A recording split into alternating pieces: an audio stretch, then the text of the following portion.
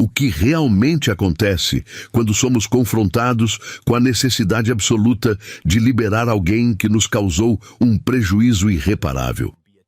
Quando olhamos para a epístola que o apóstolo Paulo escreveu a Filemon, que contém apenas 25 versículos, corremos o risco de enxergar apenas um bilhete pessoal e corriqueiro da antiguidade. No entanto, esta breve carta carrega uma das maiores profundidades teológicas sobre a reconciliação prática de todo o Novo Testamento. Perceba que o texto não se limita a uma discussão sobre regras sociais da época, mas penetra diretamente na essência do Evangelho transformador. Será que estamos dispostos a permitir que a graça divina interfira em nossos direitos legais e financeiros em favor da restauração de um irmão? Note o seguinte: Paulo constrói seu argumento não com base na imposição de sua autoridade apostólica, mas sim no apelo ao amor cristão amadurecido. A propósito, para quem deseja vivenciar essa maturidade espiritual e busca um direcionamento prático, os 7 dias para se aproximar de Deus, guia prático de fé, oração e proteção espiritual, detalha exatamente como exercer essa entrega diária. Deixei o acesso a esse material no primeiro comentário fixado para quem quiser ir além. A dinâmica estabelecida nesta correspondência revela que as nossas relações horizontais, isto é, com o nosso próximo, são o verdadeiro termômetro da nossa relação vertical com o Criador. Filemon era um líder de uma igreja que se reunia em sua própria casa, um homem de fé reconhecida e de generosidade abundante para com os santos. Entenda uma coisa: mesmo um cristão exemplar e maduro pode encontrar imensa dificuldade quando o perdão exige um sacrifício pessoal e tangível. Como reagimos quando a doutrina que pregamos nos bancos da igreja exige uma atitude dolorosa em nossa sala de estar? O apóstolo cruza a fronteira do aconselhamento superficial para nos mostrar que o poder da cruz deve esmagar o nosso orgulho e o nosso desejo legítimo de reparação. É exatamente nesse cenário de tensão que a narrativa ganha contornos de urgência espiritual e prática para cada um de nós. A carta deixa claro que a comunidade de fé não pode subsistir baseada nas estruturas de poder e exclusão que regem o mundo exterior. Ao receber aquela mensagem trazida por mãos trêmulas, o líder da igreja em Colossos enfrentava o maior teste de sua caminhada espiritual até aquele momento. Diante de toda a congregação que observava seus passos, ele precisaria decidir entre a justiça dos homens e a misericórdia de Deus. Mas qual era, de fato, a gravidade da transgressão que havia rompido os laços entre aqueles 2 homens e gerado uma barreira aparentemente intransponível? Para compreendermos a magnitude do perdão solicitado, precisamos mergulhar na realidade de Onésimo, cujo nome ironicamente significa útil, mas que havia se tornado temporariamente inútil e foragido. No contexto do Império Romano do século I, a fuga de um servo não era apenas uma falta contratual, mas um crime grave contra a ordem pública e a economia da época. Os escravos fugitivos enfrentavam punições severíssimas, que podiam incluir a marcação a ferro quente na testa com a letra F de fugitivo, ou até mesmo a pena de morte. Perceba que Onésimo trazia consigo não apenas o medo constante de ser capturado pelos caçadores de recompensas, mas também o fardo de ter lesado financeiramente seu antigo senhor. Como alguém, nessa condição desesperada, poderia encontrar descanso para a sua alma assolada pela culpa e pelo pânico? O peso do passado age como uma corrente invisível que arrasta o indivíduo para o abismo do isolamento e do desespero contínuo. Onésimo caminhava pelas ruas movimentadas e repletas de pessoas de todas as culturas, mas seu interior permanecia encarcerado pelas lembranças de seus atos errados e pela certeza de sua condenação legal. Note o seguinte: A Escritura Sagrada não esconde a gravidade do erro de Onésimo para fazer com que a graça pareça barata ou de fácil acesso. A transformação espiritual exige um confronto honesto com os nossos erros anteriores e com as consequências que eles geraram na vida de terceiros. Entenda uma coisa: a fuga geográfica jamais resolve as pendências de um coração quebrantado que anseia por uma verdadeira libertação espiritual. A busca por segurança levou esse homem a se esconder na maior metrópole daquele período, um lugar onde ele esperava desaparecer na multidão e recomeçar sua existência. Roma atraía pessoas de todas as partes do mundo conhecido, funcionando como um refúgio ideal para quem desejava apagar as próprias pegadas e esquecer suas origens. No entanto, a soberania divina opera de maneiras misteriosas e costuma transformar os esconderijos humanos em altares de restauração profunda. O jovem foragido pensava estar fugindo da justiça humana, mas estava, na verdade, caminhando em direção ao encontro que mudaria sua eternidade. O que aconteceria quando os passos daquele homem desesperado cruzassem o caminho de um prisioneiro idoso em uma cela romana?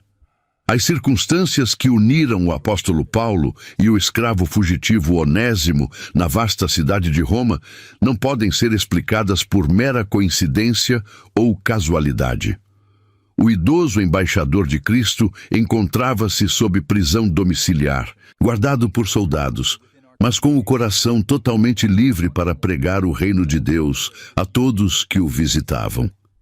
Perceba que Deus utiliza os cenários mais improváveis, como uma prisão restritiva, para gerar os milagres de conversão mais impressionantes da história da igreja.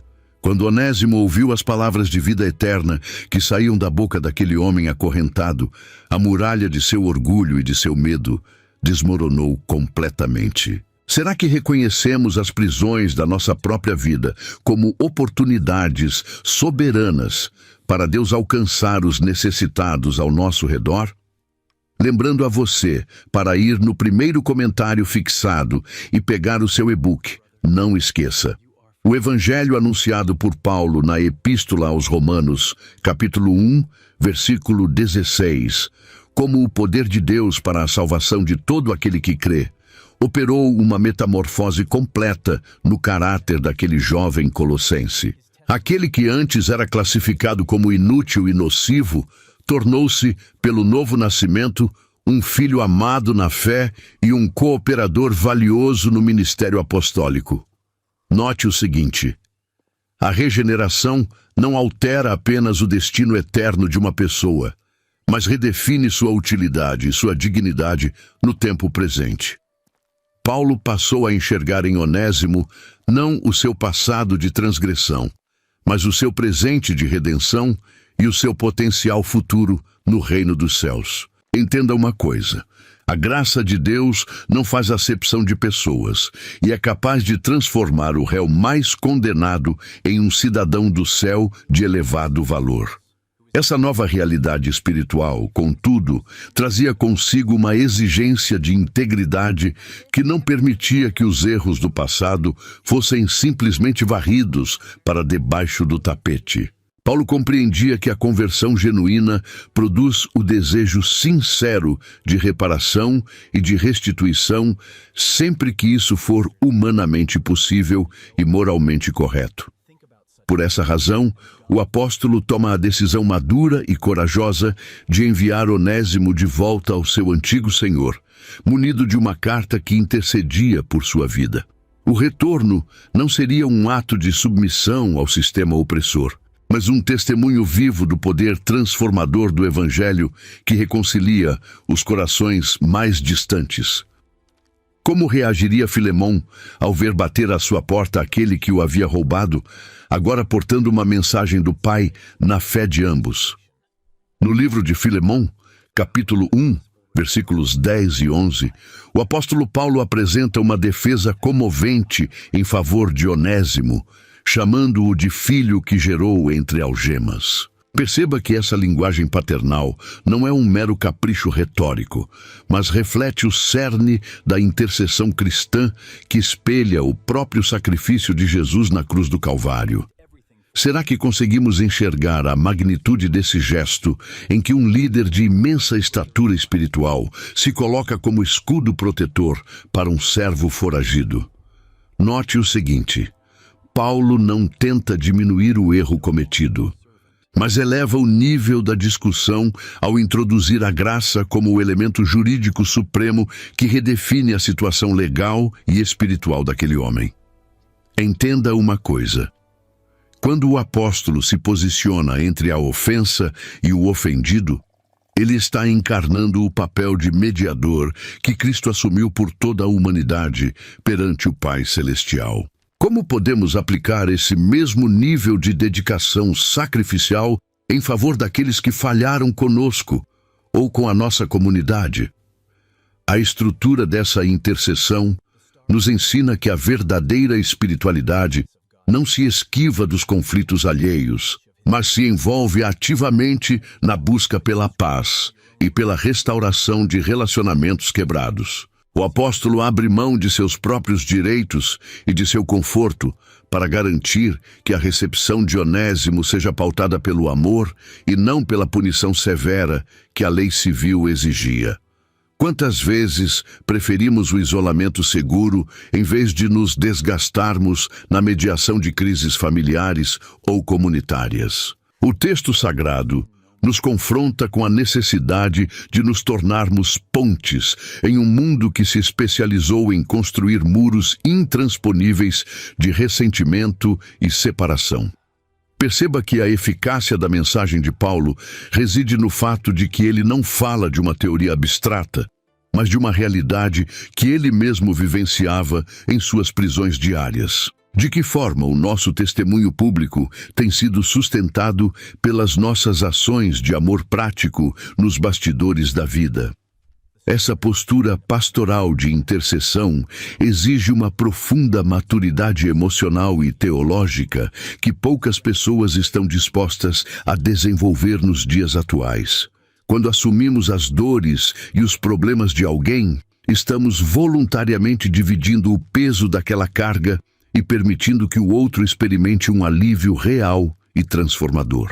Note o seguinte: a intercessão de Paulo funciona como um convite direto para que Filemon suba um degrau na sua caminhada de fé e enxergue o escravo através das lentes da eternidade. Será que estamos dispostos a abrir mão do nosso direito de julgar para dar lugar ao ministério da reconciliação que nos foi confiado por Deus? A aplicação prática desse ensinamento nos obriga a olhar para os transgressores ao nosso redor, não com o olhar de condenação do mundo, mas com a compaixão ativa que cura as feridas mais profundas da alma humana.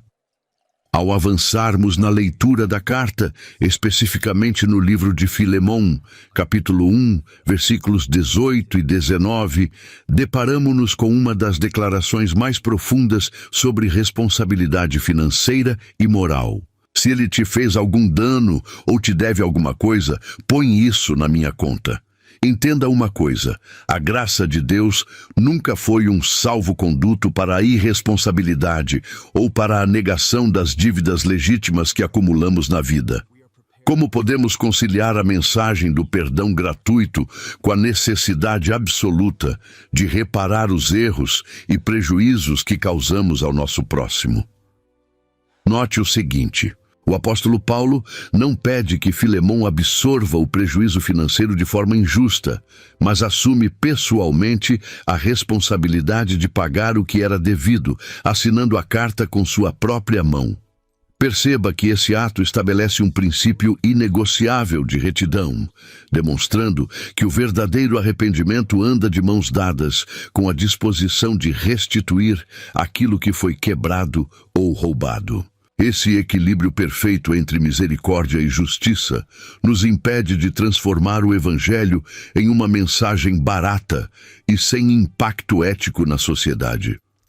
Onésimo estava voltando para a casa de seu senhor, não como um espertalhão que usava a religião para escapar das garras da lei, mas como um homem regenerado que estava pronto para encarar as consequências de seus atos sob a cobertura da comunidade de fé.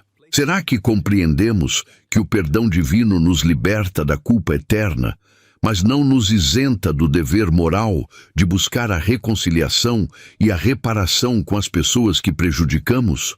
A verdadeira transformação de caráter se manifesta justamente quando temos a coragem de olhar nos olhos de quem ofendemos e oferecer uma reparação sincera e tangível.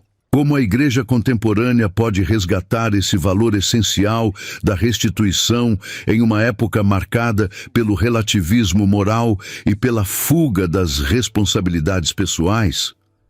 A atitude de assumir a dívida do outro nos transporta diretamente para o centro da doutrina da imputação, onde as nossas ofensas foram colocadas na conta de Jesus Cristo na cruz. Quando entendemos a profundidade desse mistério, percebemos que a nossa generosidade financeira e o nosso desprendimento material são respostas naturais à imensa dívida que nos foi perdoada por Deus. Note o seguinte: a retidão cristã não se baseia no medo da punição humana, mas na gratidão transbordante de um coração que foi lavado e remido pelo sangue do Cordeiro. Você tem agido com essa mesma integridade em seus negócios, em seus contratos e em suas palavras empenhadas diariamente. A aplicação desse princípio nos chama a viver uma vida de absoluta transparência, onde os nossos acertos de contas terrenos reflitam a justiça perfeita do tribunal celestial. O ápice do argumento teológico sobre a regeneração humana encontra-se no livro de Filemão, capítulo 1, versículo 11, onde o texto afirma que Onésimo, em outro tempo, foi inútil, mas agora se tornou muito útil, tanto para Filemão quanto para Paulo.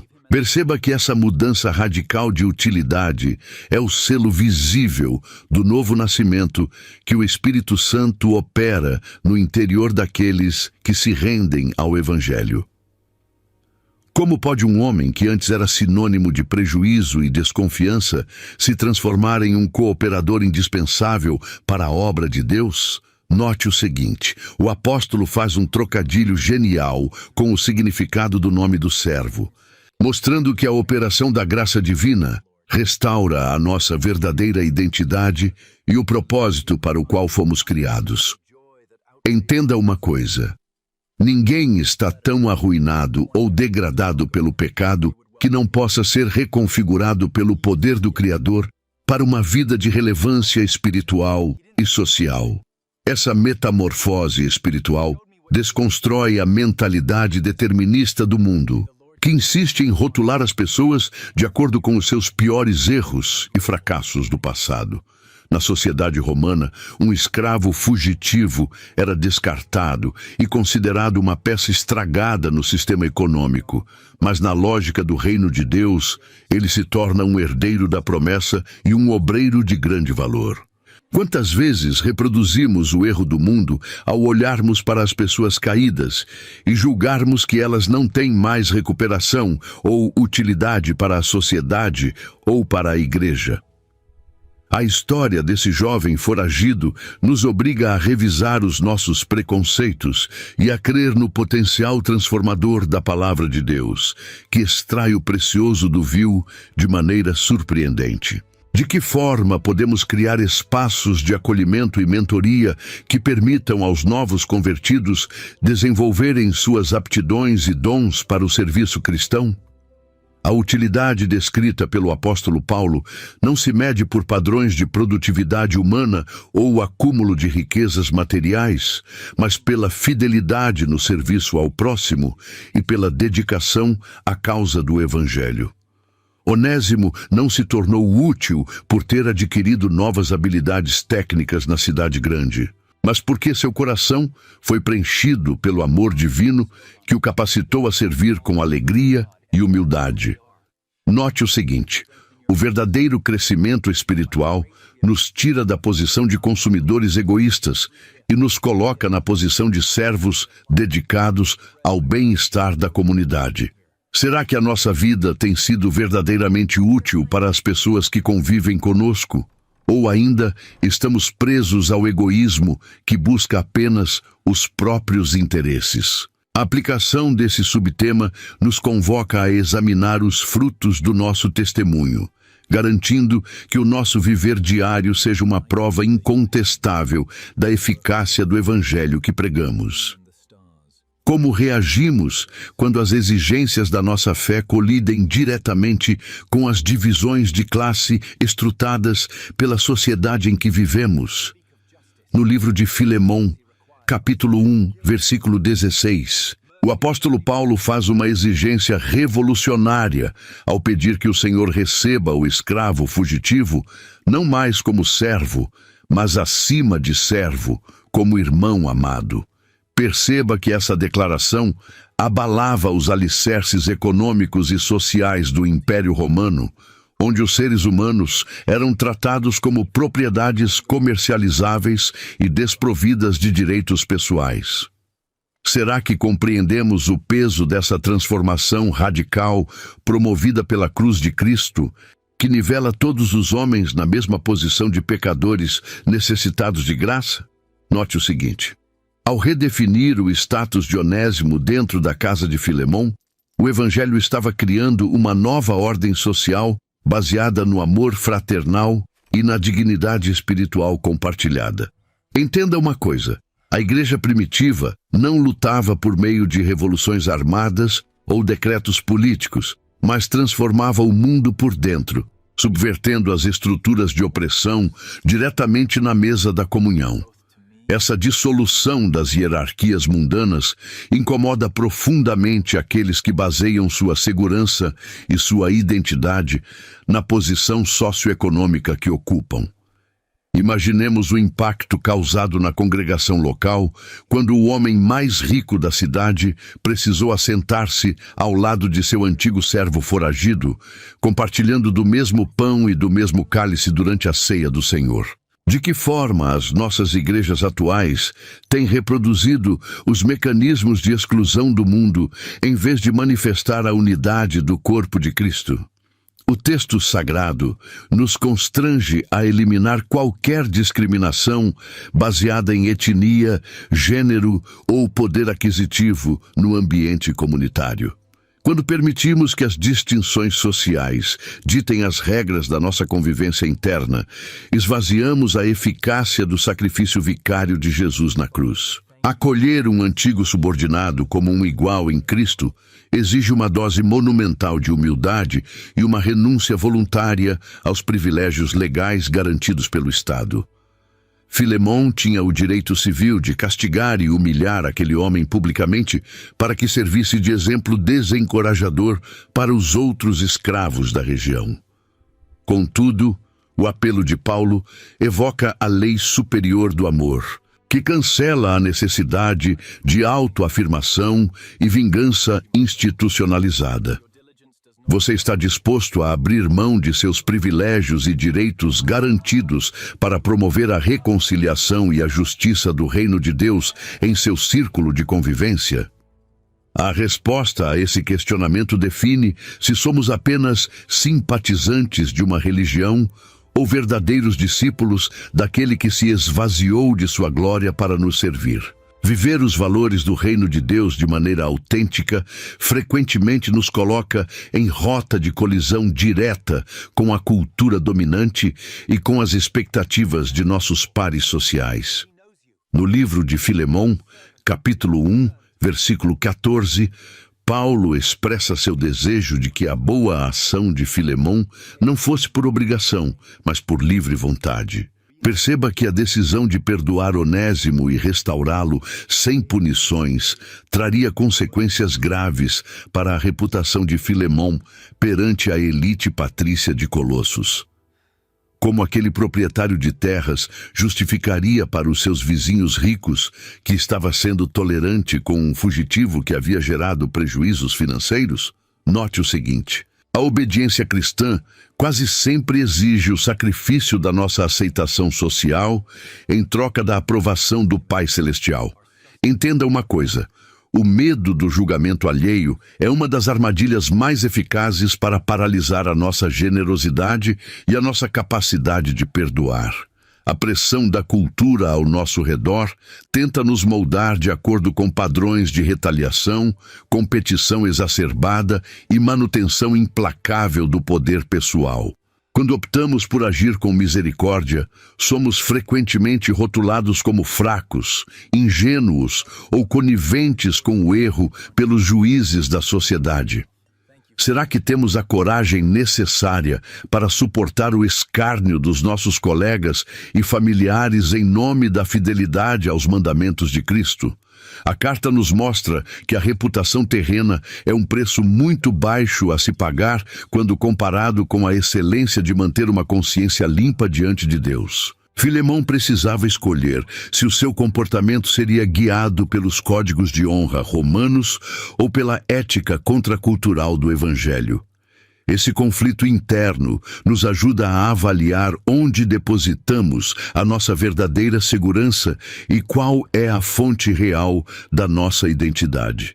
Quando dependemos dos aplausos e do reconhecimento dos homens, tornamo-nos escravos das expectativas culturais e falhamos na nossa missão profética de sermos sal e luz. O apóstolo Paulo sabia que o exemplo de Filemão influenciaria não apenas a sua casa, mas toda a comunidade cristã que estava sob seus cuidados pastorais.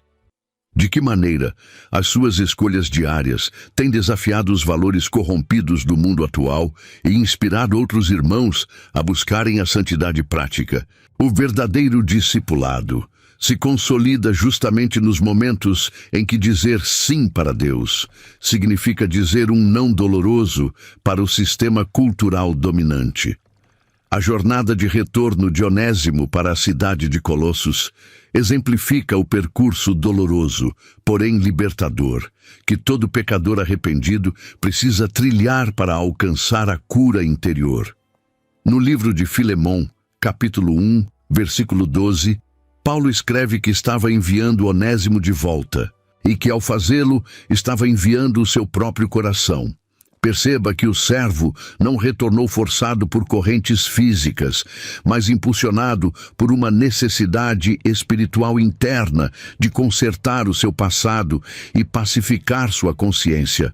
Quantas pessoas vivem hoje aprisionadas pelo remorso de erros antigos, tentando fugir geograficamente de problemas que só podem ser resolvidos por meio do confronto honesto e da confissão?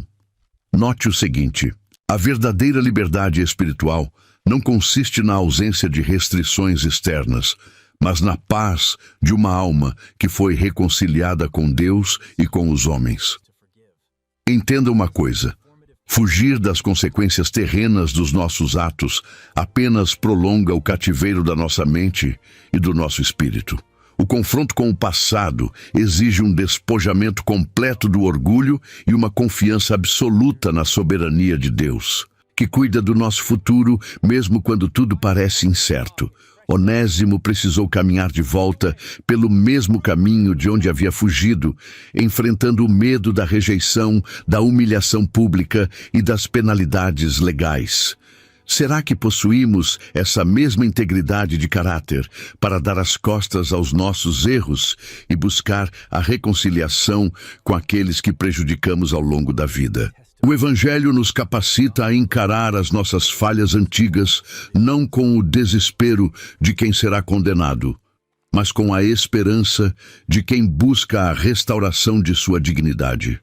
A transformação operada pelo Espírito Santo nos dá forças para assumir as nossas responsabilidades e reparar os danos causados por nossas escolhas insensatas. Quando Onésimo finalmente pisou novamente na propriedade de seu antigo senhor, ele já não era o mesmo homem que havia partido carregado de culpa e pertences roubados. Ele agora desfrutava da liberdade gloriosa dos filhos de Deus, uma realidade que nenhuma algema romana ou decreto civil poderia revogar ou diminuir. Você tem experimentado essa genuína liberdade que decorre de uma vida pautada pela transparência, pelo arrependimento sincero e pela reparação de relacionamentos. A história contida nesta breve epístola nos convida a abandonar os nossos esconderijos emocionais e espirituais, desafiando-nos a viver na luz da presença divina. O resgate da integridade pessoal é o testemunho mais eloquente que podemos oferecer a um mundo sedento de verdade, justiça e transformação espiritual duradoura. Quando olhamos para a reação esperada de Filemon, somos desafiados a refletir sobre como a nossa própria natureza humana reage quando a soberania divina interfere nos nossos bens e na nossa reputação. Perceba que o apóstolo Paulo não mascara a tensão existente entre o direito legal de um senhor da época e as exigências espirituais de um coração transformado pela cruz. Como reagimos quando Deus nos pede para abrir mão de uma compensação que consideramos inteiramente justa e de direito? Note o seguinte: a graça divina opera como um elemento profundamente confrontador, pois ela não tolera a manutenção do nosso egoísmo mascarado de zelo por justiça. Será que estamos verdadeiramente dispostos a perder financeiramente ou socialmente para que o nome do Senhor seja glorificado na restauração de uma vida caída?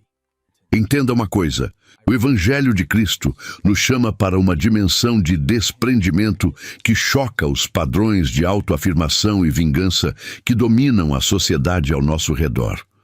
A verdadeira maturidade de um cristão se manifesta na sua capacidade de absorver o prejuízo provocado pelo próximo, compreendendo que fomos perdoados de uma dívida infinitamente maior perante o tribunal de Deus. Quantas vezes retemos o perdão simplesmente porque a nossa vaidade exige ver o culpado humilhado e pagando pelo erro cometido até o último centavo?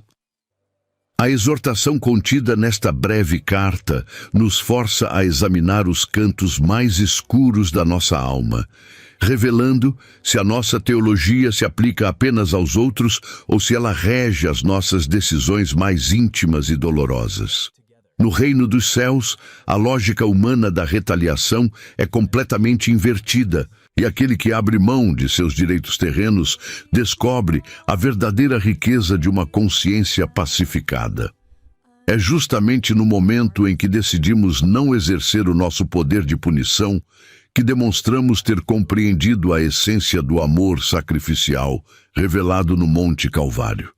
Essa quebra do orgulho pessoal serve como um testemunho público avassalador dentro de uma comunidade que observa atentamente os passos de seus líderes e conselheiros. Imaginemos o impacto profundo que a decisão de Filemon causou em todos os membros de sua igreja local, que se reunia regularmente em sua residência para adorar a Deus. De que maneira as nossas reações diante das ofensas cotidianas têm servido de exemplo ou de tropeço para as pessoas que nos cercam em nossa caminhada comunitária? O chamado apostólico nos empurra para fora da nossa zona de conforto legalista, exigindo que a misericórdia triunfe sobre o julgamento severo e puramente institucional. Trata-se de permitir que o Espírito Santo realize uma cirurgia profunda em nossos corações, arrancando a rigidez do ressentimento e plantando a flexibilidade compassiva que cura relacionamentos fragmentados. No livro de Filemon, capítulo 1, versículo 16, o apóstolo Paulo eleva o patamar do relacionamento entre aqueles homens ao introduzir o conceito de coparticipação espiritual na obra do Evangelho.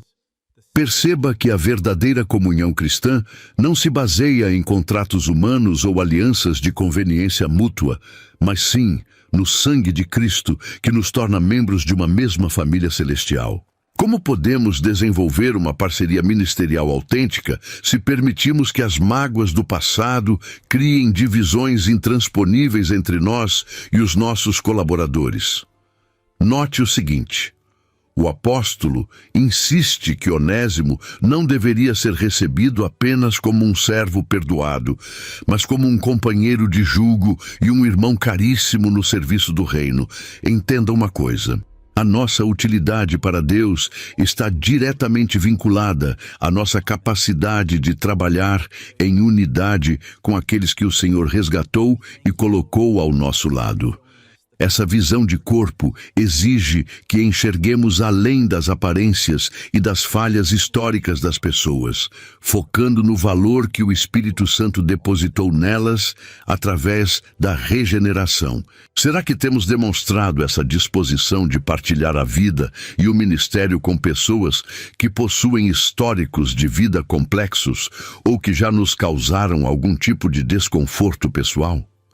O texto sagrado nos ensina que a parceria no Evangelho supera qualquer barreira cultural, social ou econômica, unindo corações em um único propósito eterno. Quando Filemon lê o apelo de Paulo, ele é confrontado com a realidade de que a sua liderança não poderia ser exercida de forma isolada ou autoritária.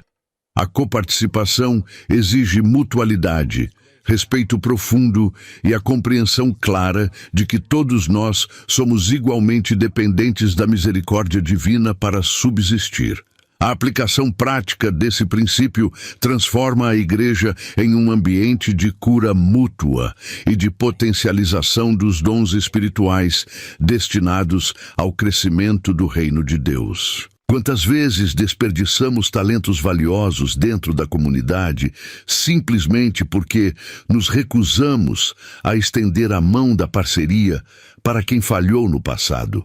A história desses homens nos mostra que a graça reconstrói pontes profissionais e ministeriais que o pecado havia destruído por completo. Ao aceitar Onésimo como um verdadeiro parceiro, Filemon estaria validando o ministério do próprio apóstolo Paulo e demonstrando a eficácia do ensino que ele defendia. Esse nível de cooperação sincera é o que confere autoridade moral à mensagem da igreja perante uma sociedade cética e faminta por relacionamentos verdadeiramente leais. A abordagem utilizada pelo apóstolo Paulo no livro de Filemon, capítulo 1, versículo 21, revela uma profunda sabedoria no trato pastoral ao declarar sua total confiança na obediência voluntária de seu filho na fé. Perceba que o Evangelho rejeita o uso da coerção, da manipulação emocional ou do autoritarismo eclesiástico para forçar as pessoas a tomarem atitudes corretas. Como podemos motivar os irmãos ao amor e às boas obras sem recorrer a ameaças ou imposições que apenas geram uma obediência superficial e hipócrita? Note o seguinte: Paulo sabia que um ato de misericórdia extraído pela força perderia todo o seu valor espiritual e terapêutico diante de Deus. Entenda uma coisa: a verdadeira transformação de comportamento floresce em um ambiente de liberdade cristã, onde o indivíduo escolhe perdoar motivado unicamente pelo amor que recebeu do Salvador. Essa confiança depositada no amadurecimento espiritual de Filemon funcionava como um poderoso estímulo para que ele fizesse ainda mais do que o apóstolo estava solicitando explicitamente na carta. Será que temos agido com essa mesma nobreza de espírito, confiando que o Espírito Santo é plenamente capaz de guiar o coração dos nossos irmãos rumo à santidade prática? O texto nos mostra que o discipulado eficaz não controla os passos do outro, mas aponta firmemente para o padrão de Cristo e confia na obra regeneradora da graça. Ao escrever com tamanha convicção, Paulo eleva a dignidade de Filemon, tratando-o não como um subordinado relutante, mas como um homem maduro e cheio do Espírito. Essa dinâmica de respeito mútuo fortalece os laços comunitários e impede que a liderança espiritual degenere em um sistema de opressão institucional. A resposta voluntária diante do mandamento do perdão purifica a alma e liberta o ofendido de amarras invisíveis que poderiam paralisar sua fertilidade espiritual por longos anos.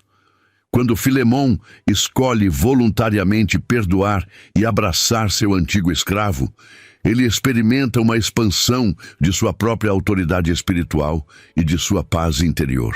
Você deseja viver essa realidade de uma fé ativa e livre de amarras burocráticas ou religiosas em sua rotina diária? A epístola nos convida a abandonar as desculpas baseadas em nossas feridas emocionais e a responder com generosidade e prontidão ao chamado de Deus. A obediência voluntária é o fruto mais doce de uma vida que foi completamente inundada pela maravilhosa e irresistível graça do Senhor. Como você reage quando os planos da sua vida dão completamente errado e pessoas que deveriam te apoiar simplesmente desaparecem, deixando um rastro de prejuízo? No livro de Filemão, capítulo único, versículo 15, o apóstolo Paulo apresenta uma perspectiva revolucionária sobre as crises relacionais ao sugerir que talvez Onésimo tenha sido separado de seu senhor por um breve espaço de tempo exatamente para que Filemão o recebesse de volta para sempre. Perceba que a soberania oculta do Criador opera frequentemente por trás das cortinas dos nossos piores dias, transformando fugas desesperadas em jornadas de salvação eterna. Será que conseguimos enxergar os desencontros e as perdas financeiras da nossa trajetória diária como cenários preparados por Deus para operar milagres que jamais poderíamos prever? Note o seguinte: o texto sagrado nos convida a erguer os olhos acima das ofensas imediatas para contemplar o desenho perfeito da providência que costura as pontas soltas da nossa existência. A compreensão de que Deus coordena os eventos humanos para a salvação de vidas transforma completamente a nossa maneira de lidar com as injustiças que sofremos. Entenda uma coisa: Onésimo achava que estava apenas fugindo da punição legal de um crime, enquanto Filemão provavelmente lidava com a indignação de ter sido lesado dentro de sua própria residência. Quantas vezes ficamos paralisados pelo desejo latente de revanche sem perceber que o Senhor está usando aquela exata quebra de confiança para quebrar o orgulho de todos os envolvidos? A narrativa bíblica nos ensina que o prejuízo material temporário é um preço insignificante, quando o resultado final é a redenção permanente de uma alma que caminhava a passos largos para a perdição. Trata-se de substituir a lamentação amarga pela expectativa santa de quem sabe que o controle de todas as coisas permanece firmemente nas mãos do Altíssimo. Essa percepção teológica profunda nos liberta do cativeiro do ressentimento crônico que adoece o corpo e amargura o espírito ao longo dos anos. Quando aceitamos que até mesmo os erros dos outros contra nós podem ser retrabalhados pela graça divina para gerar vida, deixamos de olhar para os nossos ofensores como inimigos intransigíveis. Você já parou para pensar que aquela pessoa que te causou uma dor profunda pode ser o próximo milagre de transformação que Deus deseja realizar através da sua capacidade de manifestar misericórdia? O apelo de Paulo a Filemão ecoa através dos séculos, incomodando a nossa necessidade de controle absoluto e nos desafiando a confiar que os planos divinos jamais podem ser frustrados pela maldade humana. Por qual razão uma carta tão pequena e de caráter estritamente pessoal teria sido preservada pelo Espírito Santo para compor o cânon sagrado do Novo Testamento? A preservação deste bilhete apostólico não ocorreu por acaso, mas porque a igreja primitiva compreendeu que a teologia mais profunda da cruz se valida nas decisões práticas tomadas nos bastidores da vida cotidiana. Perceba que se Filemão tivesse rejeitado o apelo de Paulo e castigado Onésimo segundo os rigores da lei romana, o testemunho daquela comunidade local teria desmoronado completamente diante dos olhos dos pagãos de Colossos. Será que o mundo ao nosso redor consegue enxergar a autenticidade do Evangelho que pregamos através da maneira como resolvemos as nossas disputas financeiras e familiares? Note o seguinte: o maior argumento apologético da Igreja cristã nunca foi a eloquência de seus discursos, mas sim a capacidade sobrenatural de reconciliar indivíduos que a sociedade considerava irreconciliáveis. A história eclesiástica posterior nos fornece indícios maravilhosos sobre o impacto duradouro dessa decisão, baseada no amor sacrificial e na obediência voluntária. Registros históricos antigos mencionam um homem chamado Onésimo, que serviu como bispo na importante igreja de Éfeso nos anos seguintes, sugerindo que o antigo escravo fugitivo tornou-se um dos grandes líderes espirituais da Ásia Menor. Entenda uma coisa: o perdão liberado por Filemão não apenas salvou a vida física daquele jovem, mas desbloqueou um potencial ministerial que abençoou milhares de outras pessoas ao longo de gerações. De que forma as nossas decisões de reter o perdão hoje podem estar abortando os ministérios e as vocações daqueles que falharam conosco no início de suas caminhadas? A comunidade de fé precisa ser conhecida como um solo fértil, onde os caídos encontram restauração completa e espaço seguro para recomeçar. O legado deixado por essa correspondência de 25 versículos nos convoca a viver um cristianismo encarnado que recusa as aparências de santidade desprovidas de amor real. Quando permitimos que a graça divina governe as nossas reações, passamos a escrever páginas vivas de restauração que serão lidas pelas próximas gerações de nossa própria família e comunidade. Você está pronto para deixar um memorial de paz e misericórdia para os seus filhos, ou prefere ser lembrado como alguém que manteve o punho fechado e a mente inflexível diante das fragilidades alheias?